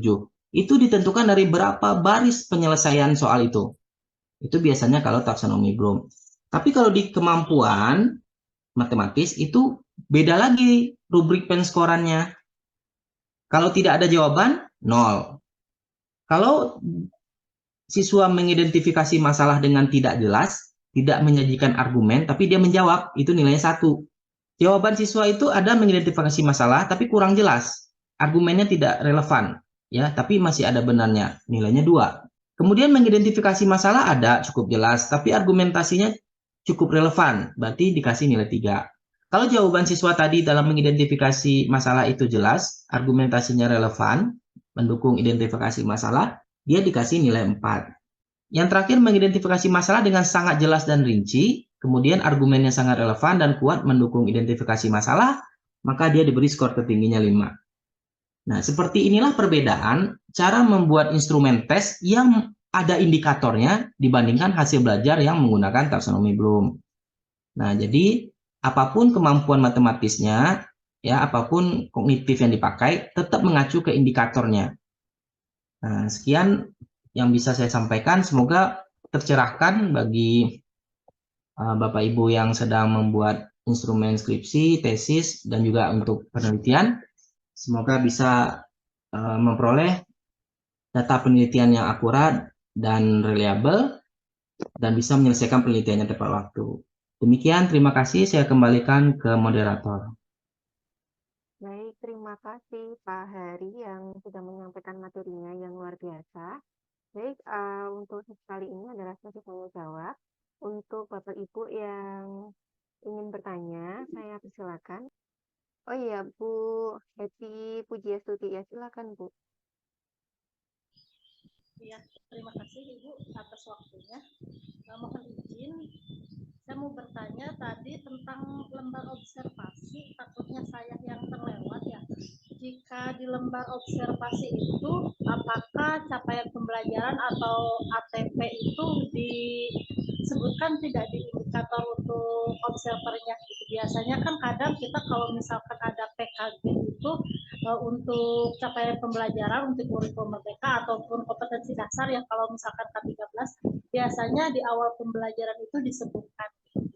Apakah itu termasuk ke dalam lembar observasi? Di situ kalau tidak salah tadi kan langsung ke memberikan motivasi ya Bu. Ya, halo? Oke, baik Ibu Ya, Hetty ya, Pujiastuti. makasih Bapak. Ya, ada lagi dihimpun dulu. Baik, selain Bu Hetty, ada lagi yang ingin bertanya? Oke, kita lanjut. Ya, pertanyaan bagus ya Ibu Hetty. Jadi dalam membuat lembar observasi untuk penelitian kita, maka kita fokus hanya kepada tujuan penelitian. Kalau seandainya kita meneliti tentang bagaimana implementasi pembelajaran, maka kita yang sebagai orang yang membuat instrumennya dan observer itu hanya mengikuti instrumen yang kita buat. Karena kepentingannya berbeda dengan saat kita sebagai guru kelas. Karena di situ kita terkadang tidak terlalu fokus ke lembar observasi. Tapi kalau untuk skripsi, nah ini kalau untuk skripsi karya ilmiah ya, yang bukan kita mengajar sehari-hari, nah maka kita fokuskan lembar observasi itu kepada aspek-aspek yang akan kita teliti. Di dalam RPP kita meneliti aspek-aspek A, B, C, D. Maka A, B, C, D itu ada di dalam lembar observasi. Tidak perlu observer itu tahu ini tercapai atau tidak nanti ini pembelajarannya. Karena observer itu hanya perlu mencek apakah tahapan-tahapan yang ada di lembar observasi itu terjadi di saat peneliti melakukan pembelajaran. Nah, jadi fokusnya ke sana. Fokusnya ke saat kita melakukan penelitian itu. Nah, kalau seandainya observer itu menambah-nambahkan instrumen itu, nanti khawatirnya tidak sesuai dengan tujuan penelitian kita gitu. Jadi observer itu tidak, ini beda kalau PTK ya Bu. Kalau PTK itu kan memang tim ya. Tapi kalau tidak PTK, Ibu sebagai peneliti tunggal hanya membutuhkan observer itu sebagai pendamping saja, tidak perlu memberikan masukan terhadap instrumen. Karena instrumen itu sudah divalidasi oleh pembimbing, oleh ahlinya, oleh dosen yang sudah pengalaman. Jadi observer cukup memeriksa saja, mendampingi, Ibu, ini pembelajarannya tahapannya ini ya, coba amati di saat saya mengajar. Nah, itu saja cukup. Nanti minta pendapatnya, bagaimana yang tidak terlaksana yang mana gitu. Oh, terlaksana semua, Bu. Wah, berarti pembelajarannya memang implementasinya sesuai dengan rencana gitu. Bagaimana Ibu Hetty? Silakan tindak lanjuti.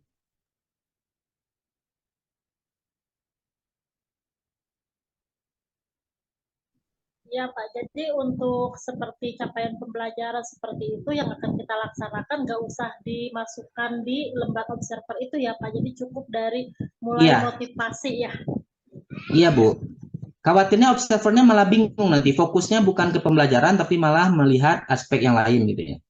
Jadi harus jelas dan ringkas itu lembar observasinya. Ya, selanjutnya silakan Ibu. Selanjutnya, ini ada lagi Pak yang raise hand. Ya, Kita baca di kolom komentar. Oh, oke. Ini dulu ya, yang di kolom komentar dulu ya, Bapak Ibu. Di sini ada pertanyaan dari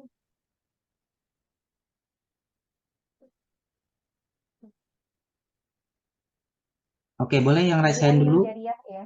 Oh ya, silakan. Siapa? Oh ya, ini apabila kita mengumpulkan data dengan angka, tetapi tidak valid. Apakah perlu menyebarkan angket ulang atau tidak? Begitu kan? Ya.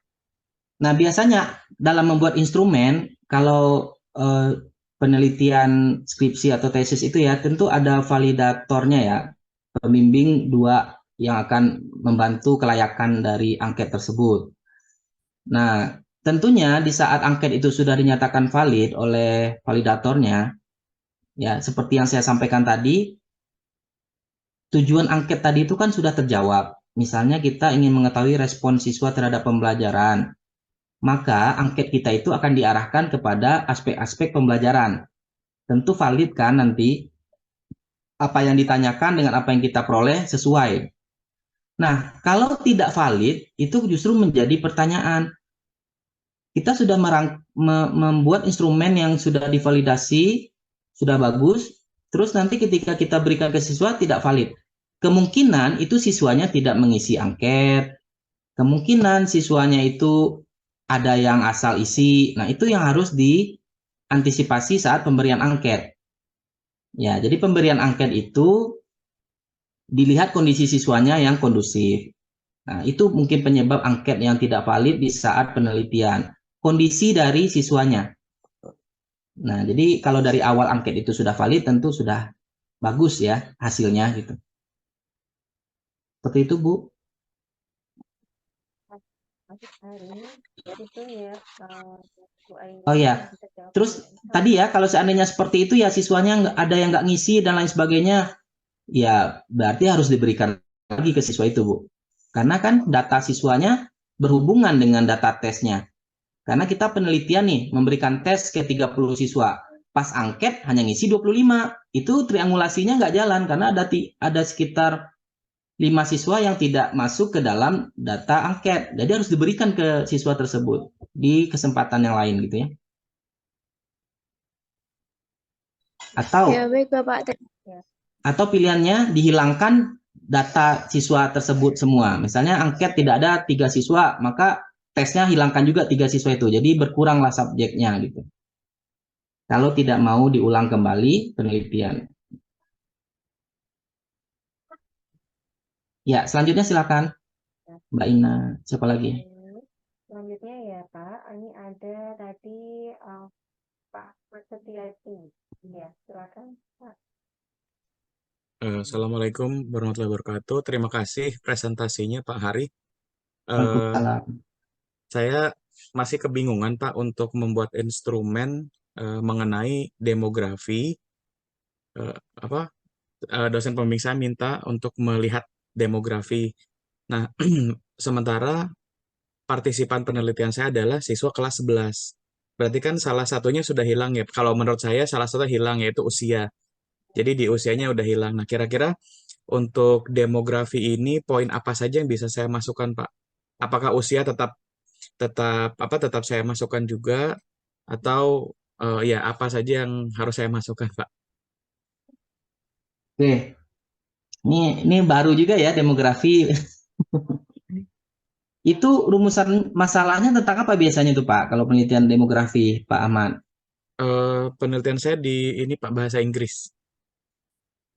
Oke, Jadi demografi itu biasanya aspek yang dinilai indikatornya apa saja yang Bapak telaah? biasanya Indikator dari ada ya Pak. indikatornya apa saja tuh dari demografi yang diteliti? Nah, biasanya yang muncul itu usia, jenis kelamin, lalu latar belakang ekonomi, eh, yang saya tahu itu Pak. Jadi latar belakang ekonomi, terus usia, lalu lokasi tempat tinggal. Kebetulan penelitian saya di Jakarta, jadi saya ada tendensi untuk meneliti siswa di daerah Jakarta Selatan, misalnya versus dengan siswa yang tinggal di Jakarta Timur. Jadi masuk lokasi juga saya masukkan ke demografi gitu. Cuma saya pikir kalau misalkan terlalu sedikit, jadinya saya rasa gitu validitasnya nanti takutnya menurun. Sementara dosen pembimbing saya meminta hanya untuk meng-highlight salah satu poin yang paling signifikan di antara demografi itu gitu. Oke. Nah, kalau begitu Bapak memberikan angket ya? Iya, Nah, Likert yang tadi, Pak. iya. Kalau penelitian seperti itu kan sensus ya, berarti Bapak Iya. harus mewakili, itu kalau dalam aturan penelitian itu datanya harus 200-an itu partisipannya untuk yang Mhm. demografi itu. Mhm. Nggak bisa 100, karena Bapak harus Mhm. menyebarkan kuesioner atau berupa angket atau skala Likert tadi. Nah, untuk indikatornya kalau dari segi usia kan Bapak tinggal menanyakan saja ya, usia saat Ya. ini di dalam angketnya. Terus penghasilannya berapa di range-nya gitu. Mhm. Mhm. Nah, dengan indikator tadi yang sudah Bapak tetapkan, latar belakang ekonominya dan lain sebagainya sudah ada di dalam angket, itu Bapak sebarkan kepada subjek di populasinya. Misalnya di Jakarta, maka disebarkan di daerah sana. Mhm. Nah, untuk instrumennya itu cukup dengan angket itu saja ya, untuk memperoleh keterangan dari siswa apa responden yang dicari itu, Pak. Rencananya tadi saya udah dengar juga ya Pak, untuk apa jumlahnya memang karena saya rasa tidak memungkinkan untuk dapat 200 atau 300 partisipan. Jadi rencananya approach penelitian saya di mixed method Pak. Jadi nanti ada apa untuk mendukung datanya saya akan buat forum group discussion sama interview juga Pak. Karena datanya saya nggak yakin bisa dapat 200 atau 300 partisipan. Oh ya, bisa juga itu dengan eh, apa namanya grup discussion tadi. Tapi nanti datanya itu bisa dilakukan berubah menjadi data wawancara, bisa Iya, dilakukan di situ. betul Pak. Jadi datanya bertambah, instrumennya Iya, bertambah nanti dengan wawancara, betul. kemudian eh, bisa Bapak lihat observasi langsung kalau Iya. seandainya siswanya bisa dikunjungi gitu kan. Mhm. Bagaimana latar belakang siswa ini, terus bagaimana kondisi ekonominya bisa ditelusuri dengan observasi langsung. Ya Oke. bisa itu Pak, seperti menambah instrumen itu ya. Oke. Jadi untuk penghasilan juga bisa saya masukkan ya Pak di demografi itu ya, Ya, saya untuk pernah melihat intervensinya. melihat angket tertutup itu apa kuesioner itu yang menyatakan penghasilan di range misalnya di bawah 1 juta, terus 2 juta Mhm. sampai 3 juta itu juga ada. Itu bisa Mhm. dimasukkan Pak. Itu nanti kan Bapak akan membahas bagaimana kecenderungan ya, Ya. kecenderungan dari penghasilan terhadap eh, usia gitu. Yang bisa dicari korelasinya itu penelitian kuantitatifnya.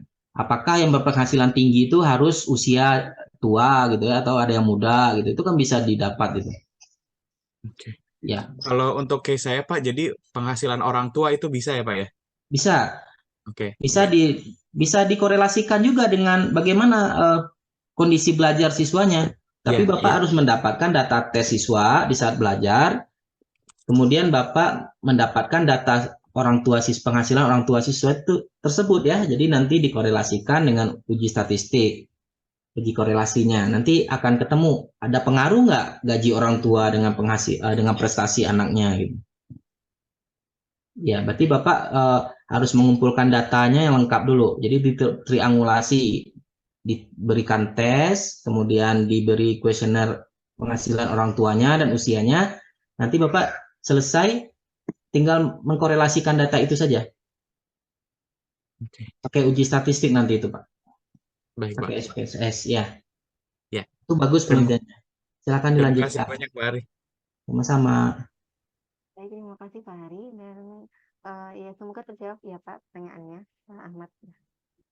Baik, selanjutnya ini sudah tidak ada yang rajin ya. Berarti saya baca yang kolom chat ya Pak. Di sini ada pertanyaan dari Ibu Anissa. Yang ada dua pertanyaan Pak. Yang pertama, apakah pada lembar observasi kita sebagai peneliti harus menyiapkan dua lembar observasi? Satu untuk observer atau rekan guru, dan satu lagi untuk peneliti yang langsung mengobservasi siswanya. Baik, terima kasih. Ya, satu dulu ya, Pak ya. Oke. Ya, Kemudian apakah pada ini dulu ya, Mbak Ina, Bu Anissa ini. ya, yang Apakah pertama dulu pertanyaannya. pada lembar observasi kita sebagai peneliti harus menyiapkan 2 lembar observasi. Nah, karena subjeknya berbeda ya Bu, subjeknya berbeda, maka sebaiknya dipisah, biar observer bisa fokus ke guru dan siswa. Kalau digabung, nanti peneliti yang repot memisahkan mana data siswa, mana data guru gitu. Jadi sebaiknya dipisah instrumennya. Fokus ke kegiatan guru, fokus ke kegiatan siswa, itu yang ada di RPP pada saat lembar observasi dibuat. Ya, apakah angket tertutup sama hal seperti skala Likert? Angket tertutup itu tidak sama dengan skala Likert karena angket itu kan pertanyaan. Kalau skala Likert itu pernyataan. Jadi dari aspek kalimatnya saja sudah berbeda. Kemudian harus seimbang antara pernyataan positif dan negatif. Ya, karena kita kan menyuruh siswa memihak nih antara setuju dan tidak, tentu harus sama banyak butirnya, yang positifnya dan negatifnya. Gitu. Oke, selanjutnya. Selanjutnya adalah ini pertanyaan dari Bu Ayu, Pak. Apakah dalam penelitian kualitatif, dalam meneliti suatu tradisi atau budaya, penyusunan instrumennya itu langsung menggunakan pedoman wawancara saja atau perlu menggunakan lembar observasi? Oke, ini tentang etnomatematika. Nah, etnomatematika itu ada 3 instrumen utamanya. Yang pertama itu survei, mengobservasi tempatnya, kemudian mendokumentasikan, memfoto-foto, kemudian nanti mewawancarai pengrajinnya. Kenapa bisa seperti itu pembuatannya dan lain. Dalam menyusun instrumennya itu, kita pedoman wawancara itu dibuat seperti ini.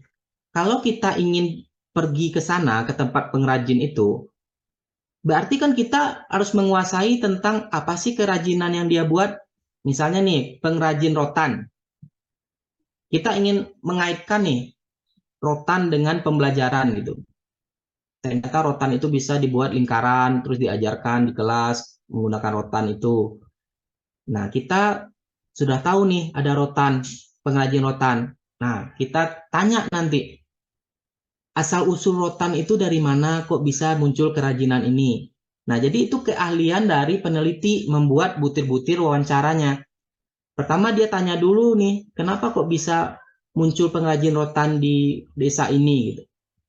Kemudian rotan ini pembuatannya seperti apa? Tahapannya gimana? Terus bentuk produknya nanti gimana? Nah, kemudian nanti di akhir berapa biaya produksinya? Oke. Nah, di saat itu baru kita bisa kaitkan ke pembelajaran. Kalau di pembelajaran matematika, produk rotan itu bisa membentuk bidang datar gitu ya, bisa membentuk lingkaran atau dalam bentuk bangun ruang juga ada yang berbentuk tabung. Nah, rotan itulah yang kita etnomatematika-kan. Oh, ternyata dari rotan ini bisa dibuat lingkaran dengan bentuk yang sedemikian rupa dan ini bisa kita hitung berapa nilai jualnya dari rotan yang panjangnya sekian meter. Jadi wawancara yang kita buat untuk etnomatematika itu sedetail mungkin kita tanya ke produknya. Yang pertama tentu asal usulnya dulu kan, kok bisa di sini pada pengrajin rotan gitu. Terus produknya ini gimana buatnya, rotannya diambil dari mana, itu harus detail. Seperti orang memasak, tentu kita tanya tahapan-tahapan memasaknya kan. Nah, jadi wawancara itu dibuat dan langsung dibuat juga itu pedoman lembar dokumentasi. Lembar dokumentasinya apa saja mau difoto nih. Berarti yang pertama yang difoto gambar rotannya, terus foto pengrajinnya, kemudian foto lagi produk yang dibuatnya, foto lagi setiap tahapan produk itu dibuat. Nah, formatnya seperti gambar yang tadi, yang tabel yang saya buat, tanggal surveinya kapan, yang disurvei itu apa, terus gambar fotonya seperti apa. Nah, jadi berkesinambungan ya antara lembar observasi, pedoman wawancara, dan dokumentasi di dalam penelitian budaya atau etnografi itu.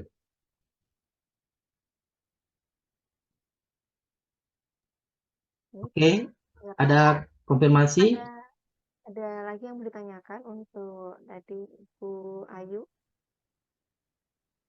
Kalau tidak ada, saya lanjutkan ya. Ya, Bapak, mohon maaf, mungkin nyambung dengan etnomatematika itu ada yang mau saya tanyakan sedikit aja. Lalu bagaimana dengan misalnya untuk rumah adat, Pak? ya, untuk rumah adat, etnomatematikanya sama. Yang pertama, kita kunjungi rumah adatnya, itu nama instrumennya lembar observasi. Apa yang diobservasi?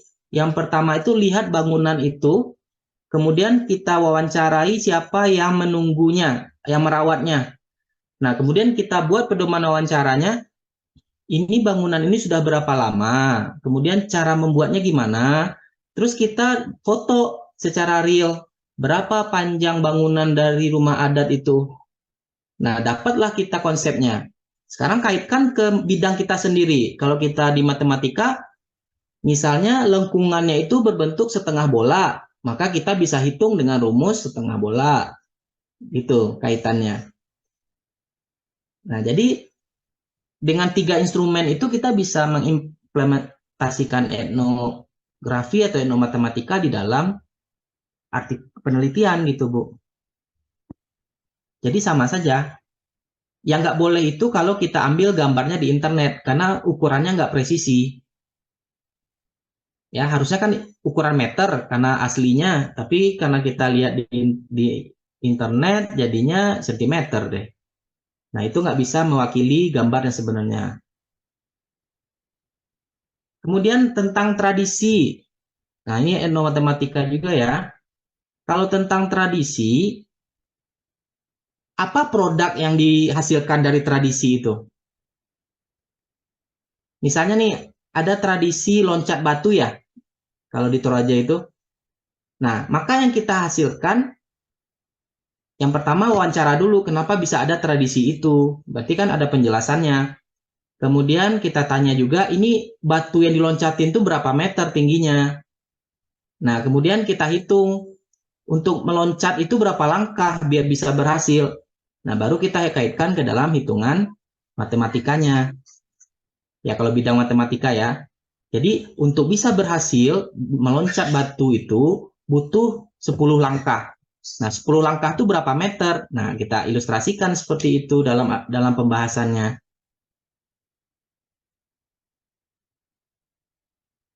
Ya. Terus apa lagi tuh? Ya. Jadi dari Bu Ayu ada yang mau ditanyakan lagi atau kalau tidak ada saya lanjutkan ya.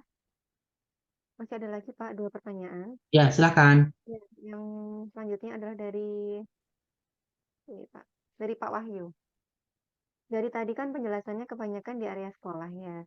Bagaimana penelitian kita tentang kualitatif, cuma yang kita teliti itu tentang suatu tradisi yang hanya sekali setahun. Cuma kebetulan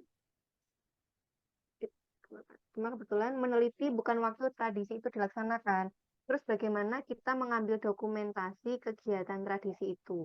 Apakah boleh kita mengambil di internet? Dan apakah itu termasuk menjadi penelitian valid? Ya, silakan Pak Ya. Adi.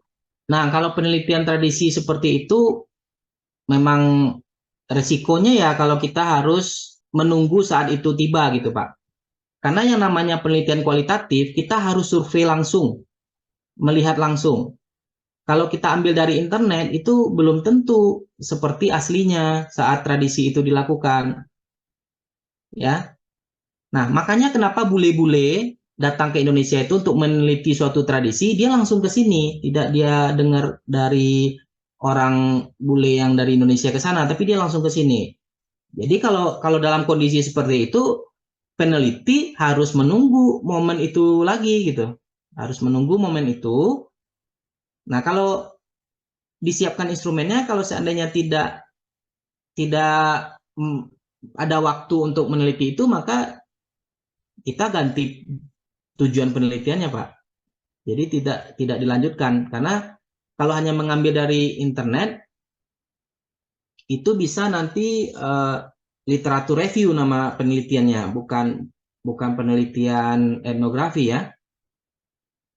Jadi kita mengambil literatur dari internet, terus kita sintesiskan, kita jadikan suatu kesimpulan, itu namanya systematic literature review. Itu juga bisa dijadikan penelitian, tapi dia tidak penelitian kualitatif etnografi ya. Seperti itu ya, Pak. Baik, Pak Hari. Dan ini adalah pertanyaan yang terakhir ya, Pak. Ya, Dari Ibu Arini, berapa minimal masyarakat yang bisa diwawancarai dalam melakukan penelitian kualitatif agar bisa mendapatkan data yang akurat atau hasilnya? ya untuk penelitian kualitatif itu seperti tadi sekitar 200 sampai 300 orang untuk aturannya. Karena pengalaman saya submit di jurnal bereputasi itu rata-rata 200-an lebih, 250, 300 baru bisa masuk ke jurnal bereputasi itu. Jadi sekitar 200-an lebih, Bu. Minimal 200 lah. Baik, ada lagi Bapak Ibu yang ingin bertanya? Tidak ada? Ya, baik, kalau tidak ada, berarti ini cara yang selanjutnya, yaitu sebelum ditutup, kita foto bersama terlebih dahulu. Dimohon Bapak dan Ibu untuk menyalakan kameranya. Ya, baik, kita foto bersama terlebih dahulu. Oke, saya hitung mundur ya Bapak Ibu. Oke, ya, siapkan pose yang terbaiknya. Jangan lupa tersenyum. Oke, saya hitung ya. 3, 2, 1. Jadi selanjutnya slide ya. Saya Ya. hitung lagi. Oke. 3, 2, 1. Bapak Ibu semuanya, mohon maaf apabila ada kekurangan.